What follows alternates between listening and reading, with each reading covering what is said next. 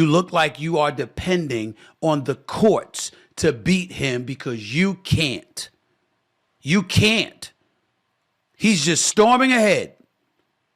Meanwhile, Biden's losing momentum. So why is it that now, and I'm talking now, it's Roland Martin, it's people out there on TikTok, people online.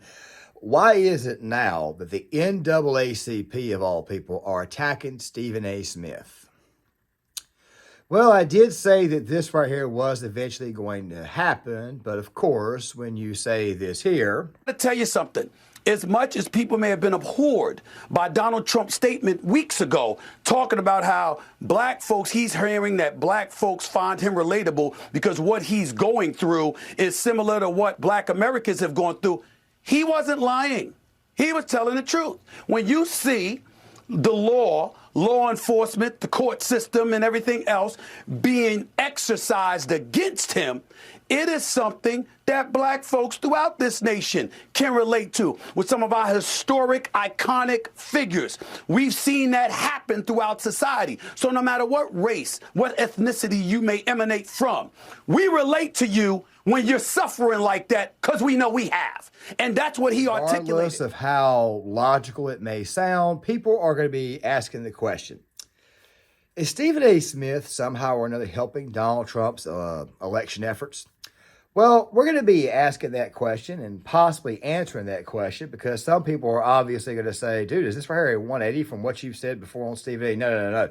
If anything, it's actually proof of what I've said before of being accurate.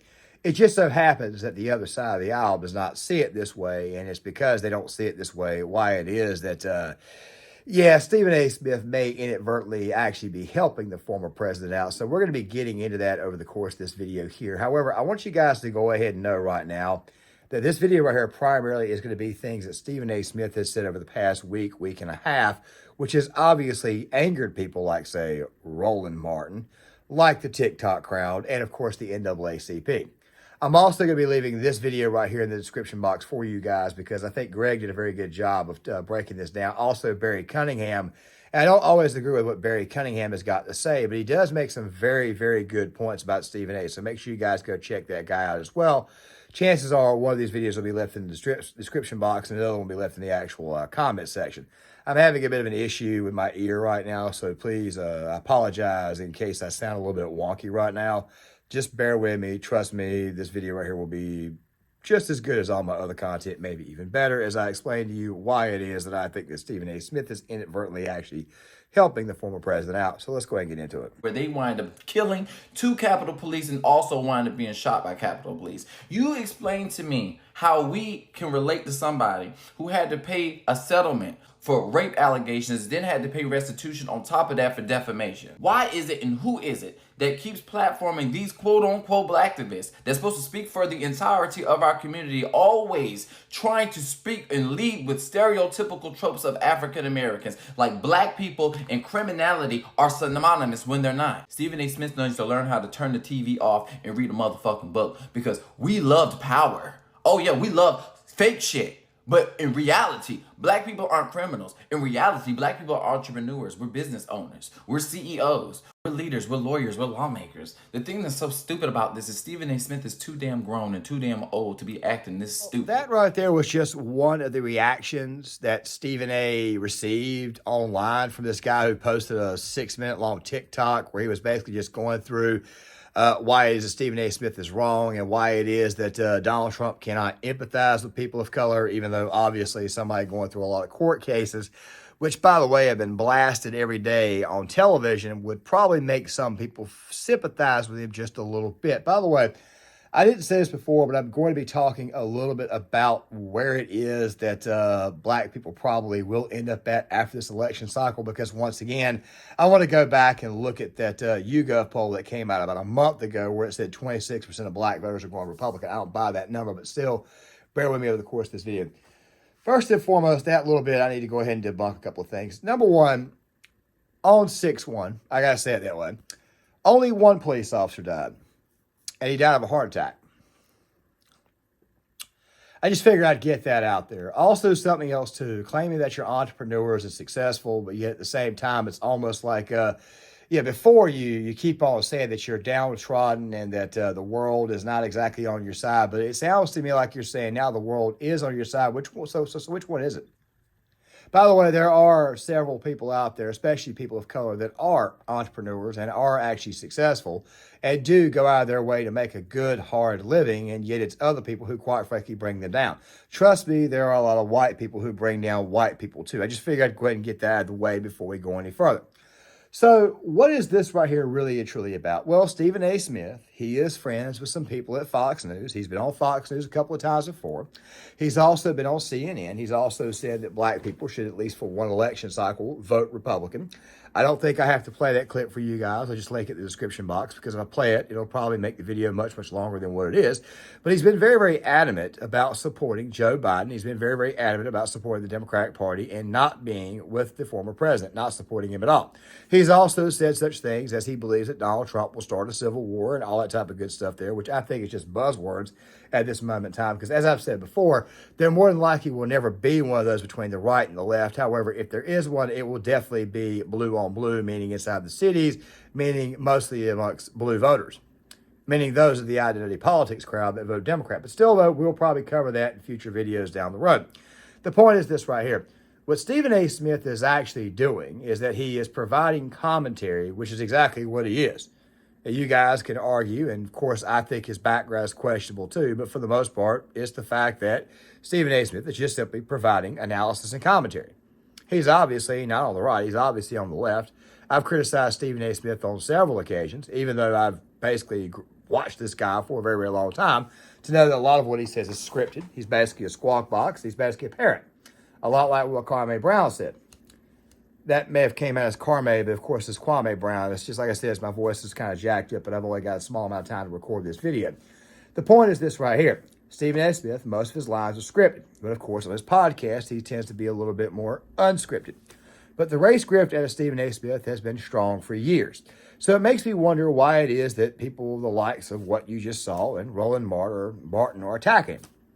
Well, the reason why is because someone like, say, Roland Martin, who I'm not going to provide any clips for because it's just going to make everybody out there wonder what the hell they saw or heard.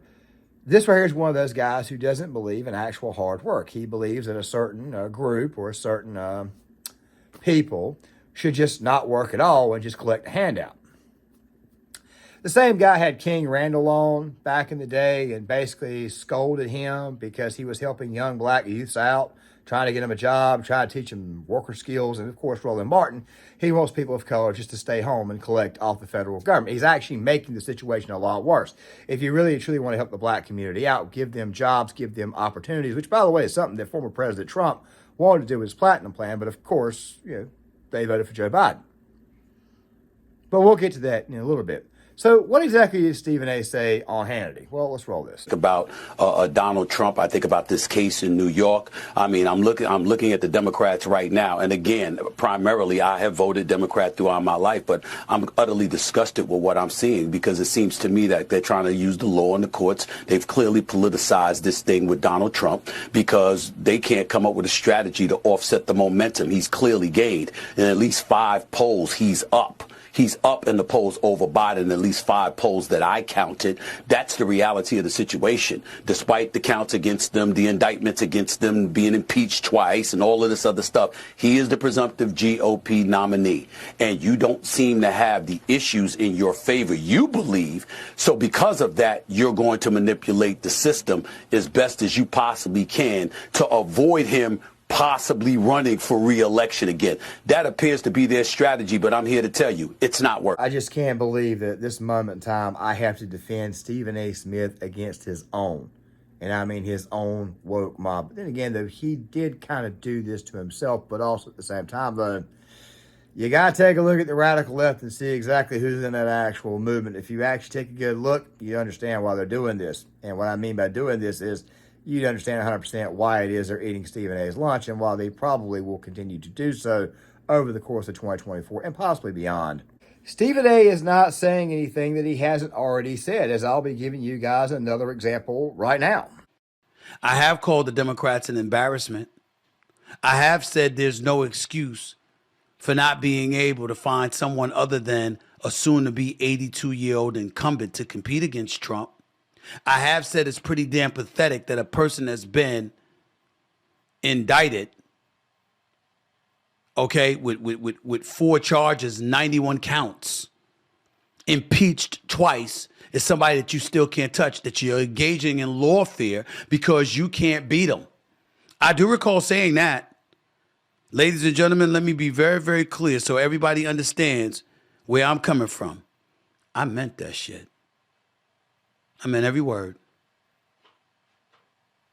Now, again, I don't have to call you a coward, but do I think you're scared? Yeah, you look scared. You look like you are depending on the courts to beat him because you can't. You can't. He's just storming ahead. Meanwhile, Biden's losing momentum. And there is also this little gem right here that's roughly a minute and 22 seconds. But by the way, it's not the last one, because when we get to the one he did with Chris Cuomo, another topic of another day, it makes more and more sense what Stephen A. Smith is really and truly doing. My liberal friends out there, all you're doing is showing that you're scared you can't beat them on the issues and the merits. That's why he keeps saying it's a political campaign against me. That's why he keeps saying they can't beat me at the election, at the polls. This is the only way they could do it. And if you don't put him in jail, and he still goes from being the presumptive GOP nominee to the official GOP nominee, and he goes to the polls, even though he was going to whine about winning and being rigged again, you have given more fodder to that argument, which means we'll never have peace in this country, because tens of millions of people see what extent the other side is willing to go through just to keep him out of office, because they can't beat him on their own merits. And they're going to say, hey, you trumped this up against him again, and we'll have no peace, when all you got to do is figure out a way to beat him on the issues. But you haven't been. Brings me to this next point, and I want to go ahead and make it really quick before I just completely space it all together. So what happens to that vote? Okay, what happens to the black vote this year? Well, you have a lot of people saying, look at the polls, Trump's getting 26% of black voters, yada, yada, yada, yada, yada, which is something that they've been making fun of Stephen A. Smith over, that right there being the Roland Martin types. You'll see that in the Greg Foreman video. However, I tend to agree that it's somewhere in between. You've got some people who don't think it'll crack the amount that is showing in the polls, even though the YouGov poll seems to be the most accurate of saying 26%. I'm going to go ahead and say this right here. 27% just don't vote for Biden. Does that mean 27% vote for? Hell no. 27% ain't voting for Trump. No. I think the real total is probably going to be about 7 points higher when you adjust the turnout numbers from 20. Look, me personally, I believe the turnout's going to be somewhere between the same size as what it was between 2016 and 2020. Definitely higher than 2016, but lower than 2020. I think the overall vote share is probably going to be something like, let's see, it was 11% in 2020, Trump on the ballot, lower propensity. I would say it's probably going to be about 18%, mostly black males.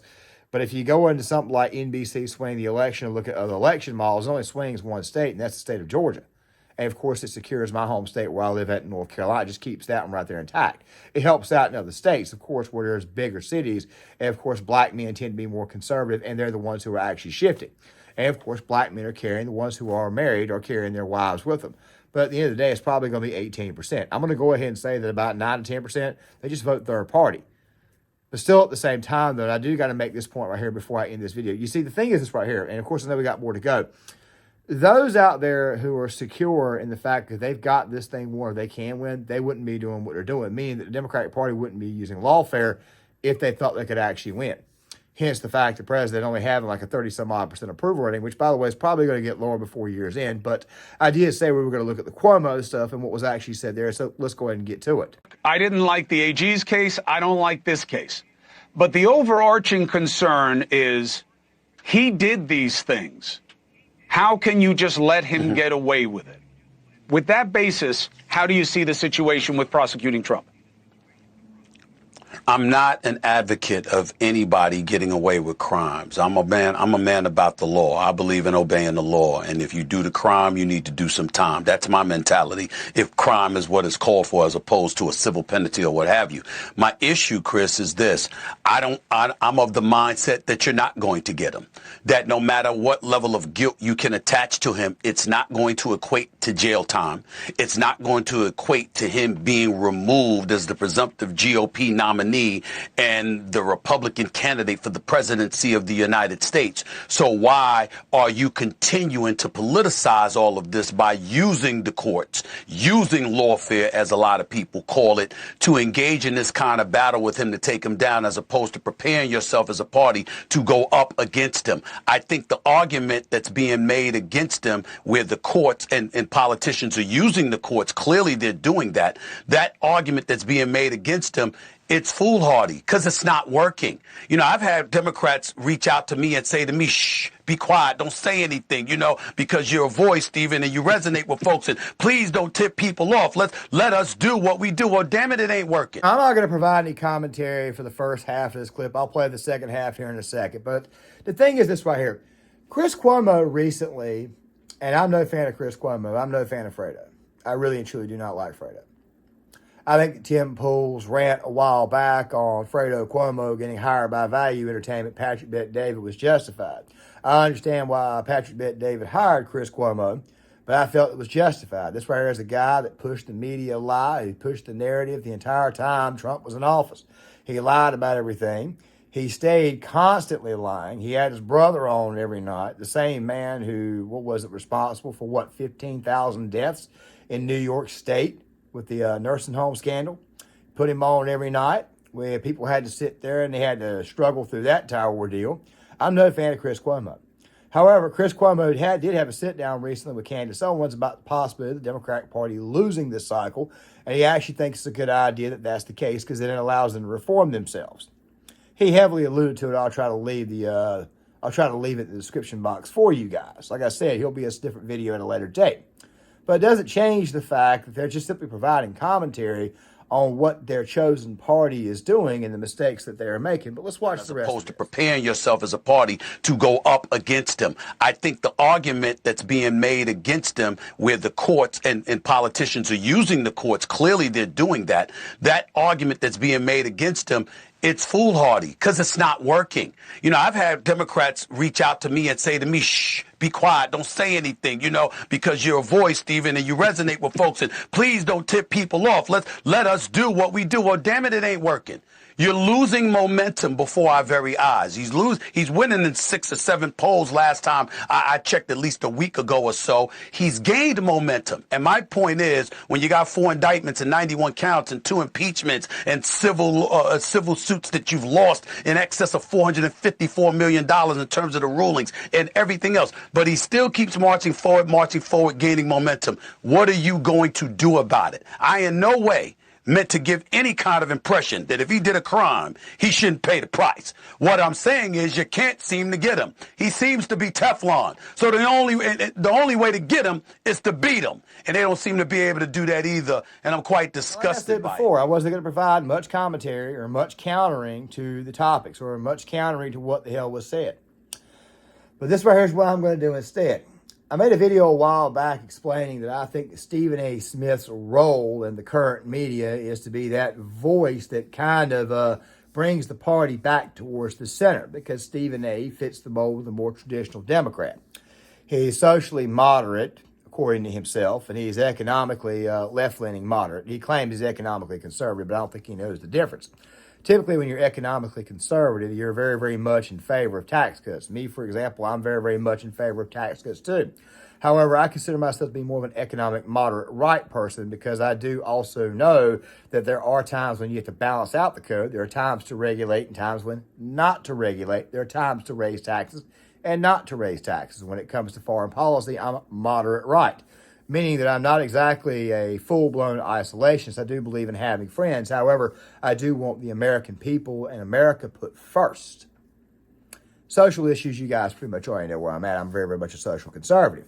The point is this right here. What Stephen A. Smith is simply doing is telling these people that you're losing. You need to change your strategy. The court cases aren't working. People are beginning to side with Trump. And also something else to go on top of that. And I can talk about the Trump cases all you want. I'm not going to do that because that right there is not what my channel is about. Not to mention the fact that those videos just don't do very, very well on the platform. But still, the point is this right here. Former President Trump, the more and more and more that a charge gets thrown on him that seems like it's a bunch of BS, like, for example, the New York City trial that's going on now, where you have 37 separate misdemeanors that are all 2 years beyond the state statute of limitations, to the point to where even Michael Avenatti, of all people, is about to testify on behalf of Trump over a porn star that he simply paid, paying a literal whore. That's kind of what they do to charge you for sex. Of course, people are going to look at this situation and they're going to say, this right here looks like a bunch of crap. By the way, they're doing this based off a law that somebody who just won a court case against former President Trump, which, by the way, she won't receive a dime upon appeal. You're pushing this narrative out here, and all he's got to do is just simply come out here and say it's a witch hunt, and of course, people will believe it. Which, me personally, I obviously already knew that it was a witch hunt, but what I'm saying is that the more and more people see this, the more and more that they'll see that this is actually a witch hunt, and the current president, the current administration, who has a approval rating of right around 35% right now, can't win the general and can't win all the issues. Only thing Stephen A. Smith is simply doing is just pointing out the absolute obvious. You can't win. But that right there brings me to the final point. Is Stephen A. Smith actually helping former president? This right here.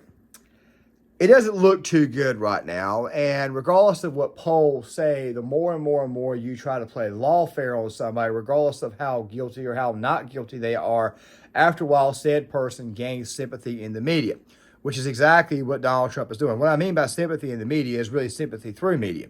People look at this at home, it enrages them, it makes them want to go out there and go vote for the guy, especially if you're somebody who's already conservative-minded. Or maybe if you're somebody who went through the whole COVID crisis of 2020 and maybe you just went along with the program and then you see that this guy is out of office and the next thing you know, you see that your paycheck doesn't go anywhere near you wanted to go, or you may have lost your job, or you may have experienced a massive hours shortage, or maybe you notice a lot of people who aren't supposed to be in the United States who did not come here illegally. Maybe you noticed them, let's just say, all over the place. Or maybe it's possible that you noticed that your son or your daughter is getting a lot of pamphlets right now from the United States Marine Corps and the U.S. Army, both because they're heavily trying to recruit them for these conflicts that are going on across the world. People have had enough. People are pissed off. But of course, that doesn't answer the reason why it is that there are people out there who are angry with Stephen A. Smith. Well, it's mostly because these people don't know how to critically think. I talked about Roland Martin for a second. I wasn't going to play any clips from Roland. The reason why I wasn't going to play any clips from Roland is because I think that listening to Roland is just more and more rage bait that would even anger my audience. You're probably saying, well, dude, wouldn't you want to include that rage bait? It would probably give you more views for this video. And my point is this right here. I ain't got time to listen to that stupid fool for an hour to find 2 seconds of something that he said a criticism. It's just too much. I mean, look at his face. But still, though, at the same time, though, we got to hear how it is that instead of getting a job, you should be on your butt collecting something from the government. That's what Roland Martin is all about. I mean, he got on James Carville a while back. If you remember Carville, Carville's the guy who recently came out and said that there are too many preachy females in the Democratic Party, another reason why Biden is losing. He also got mad because he said the stupid wokeness was a problem. And of course, Roland Martin went all over the place with that one there because Carville was actually telling the truth. You didn't need the stupid wokeness to ensure 90% of the black vote staying with the Democratic Party. You didn't need that. They were going to stay anyways. But it goes back to what Stephen A. was saying. The only thing Stephen A. Smith is simply doing is just providing commentary. I cannot believe this. I'm actually defending Stephen A. That's all he's doing is just simply providing commentary. It's pretty obvious that Stephen A. Smith is going out of his way to not help former President Trump.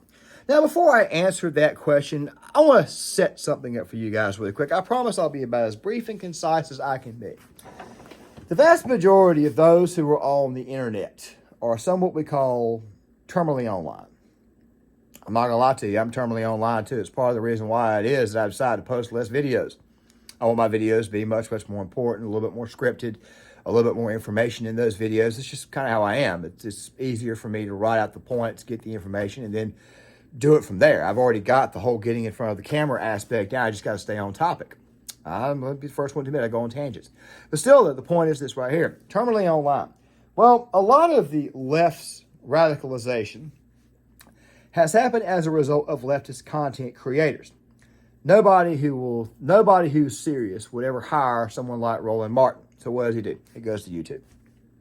Radicalizes his audience. Destiny. Very, very, very, very, very much on the left. He's recently been on Fox News recently. I think that right there is the worst thing in the world for the far left, is to be put on a platform like Fox News or CNN, because people see how crazy they are. They tried this back in 2014 with TJ, the amazing atheist. He hasn't been back since. Too left-wing for that audience. What do you think happens when these crazies, these people with these very, very crazy ideas and crazy thoughts, by the way, all the crap that's in their backstories, I say Vosh having an extremely weird porn folder, and of course having visions of sleeping with women as a horse, and Hassan, who thinks that babies are colonizers, and Jinx, crazy ass, who's okay with bestiality, and then you get someone like, say, Destiny, whose wife he used to let run around on him and is now about to take him to court where he didn't sign a prenup. What do you think happens when these people go mainstream? These people ultimately hurt the Democratic Party, because people, normies, get to see how crazy these people really and truly are. Stephen A. Smith is supposed to be that guy in the center, or is in the center left, to try to keep the party right where it is. The problem is that you have a lot of online elements out there who have radicalized people beyond the point of sanity. You see, at one point in time, those who were in the Democratic Party were somewhat sane. That was, of course, until the media got a hold of them. I'm talking about the voters, not the politicians, the voters. Politicians are different. What happens is, of course, these people who've been radicalized, they can't tell the difference between good old-fashioned basic commentary, which is a criticism, which is designed for you to critically think about what is it you're doing wrong. So what happens is that they eat the other side. So therefore, the normie, someone like Stephen A. Smith, who, by the way, has already stated on multiple occasions, and I believe him when he says it, won't vote for Donald Trump, but will probably, after this right here, may say that Joe Biden's just a good old-fashioned loser and he can't win. So then what happens to Stephen A? He stays home. There's a lot of people in the Democratic Party who are like Stephen A, who won't waste their time voting for somebody that they believe will lose. The only thing Stephen A. Smith is doing is telling the current Democratic Party, you need to change up your strategy and you need to try to beat the man on the issues, because if you can't beat the man on the issues, it looks like you're rigging the system against him, and it's going to bring more people to the guy's side. And you're going to lose as a result of this. And of course, you look very, very weak in the process, which, by the way, the entire establishment itself looks extremely weak at this moment in time, trying to lock up their opponent, especially given all the wars that we have going on right now, Israel, Gaza, which, by the way, we'll talk about that on Wednesday because of all the protests that are going on campuses. I want to give it one more day before I decide to do a video on that. The fact of the matter is that Stephen A. Smith is just telling these people to look in the mirror and change up the strategy. These people don't like it. If you can't handle criticism, you're not going to be successful. You're going to have to learn to take criticism. God knows I've had to eat humble pie my entire life, and I've had to get criticized like crazy my entire life. The only thing Stephen A. Smith is doing is just simply telling you to change tactics. But obviously these people are so radicalized, they're so sensitive, they're in their own little echo chamber, and they can't take criticism. And obviously these people have lost their freaking minds, and obviously these people are not going to listen. So Stephen A., you're kind of preaching to a brick wall there, man. I don't know what to tell you. Welcome to my world. With that right there being said, guys, this right here is the only video that I have planned for Tuesday. I'm making it right now on Monday. It's going to take me the night time to edit it. Please leave a comment. Please hit the like button. Please subscribe. Please make the channel, let's get it much, much bigger. Please hit the notifications bell. And like I said before, if you disagree or if you agree, please leave a comment. I'd like to hear what you got to say. And I'll see you guys later. The way these people think about it is that Stephen A. Smith criticizing them makes them look weak, which makes them definitely weak.